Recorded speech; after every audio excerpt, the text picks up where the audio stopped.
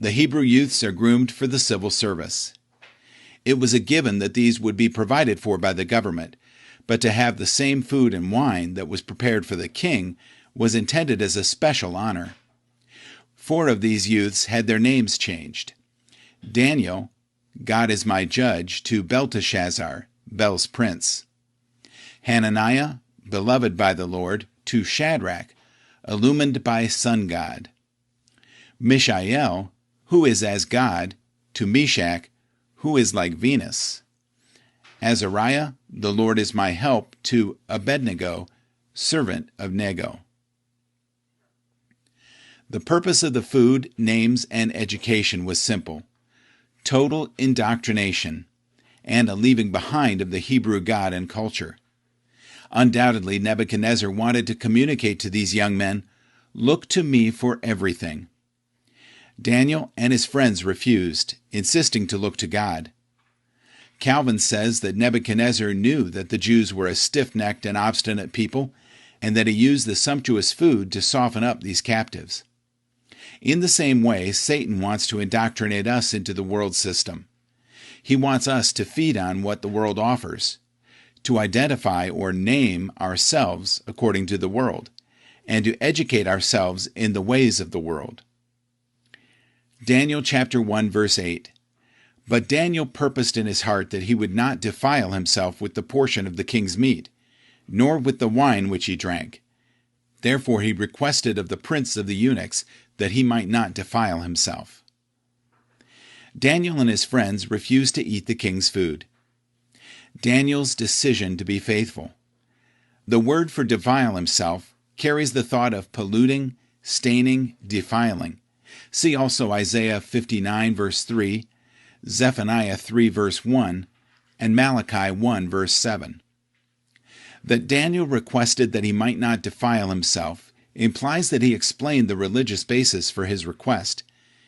He didn't justify what he was doing on the basis of good health or any other thing except godliness. Wine was not forbidden by God, but in pagan cultures, like many meats, it was dedicated to the gods.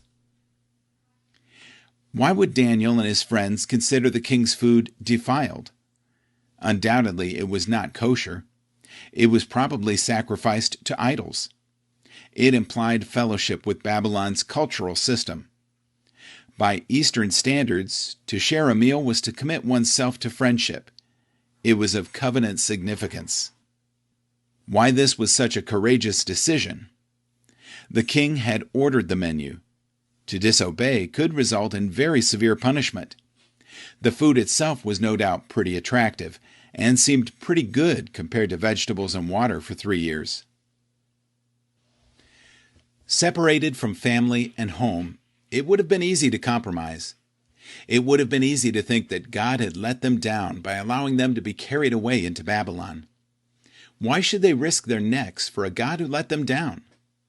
Many Christians have a mentality that says, "God, you do right by me, and I'll do right by you." Of course, God will always do right by us, but we don't always know what is right for us.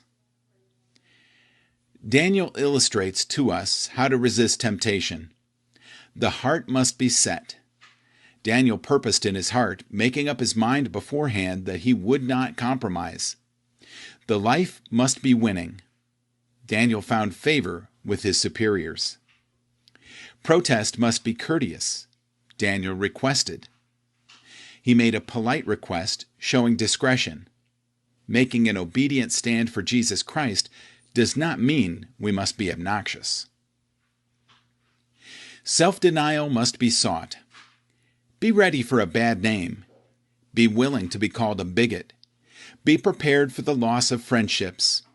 Be prepared for anything, so long as you can stand fast by Him who bought you with His precious blood.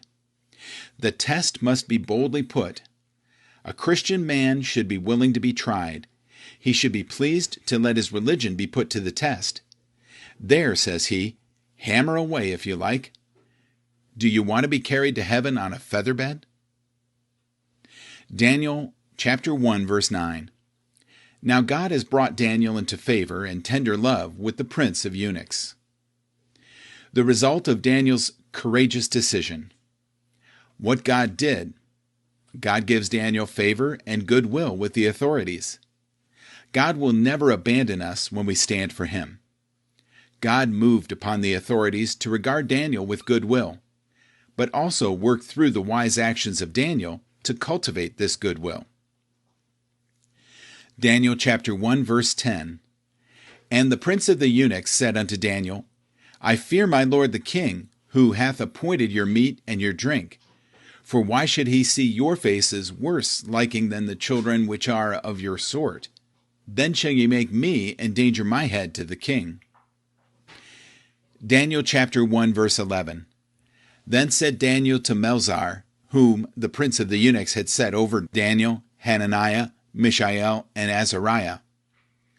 Daniel chapter 1 verse 12. Prove thy servants, I beseech thee, 10 days, and let them give us pulse to eat and water to drink.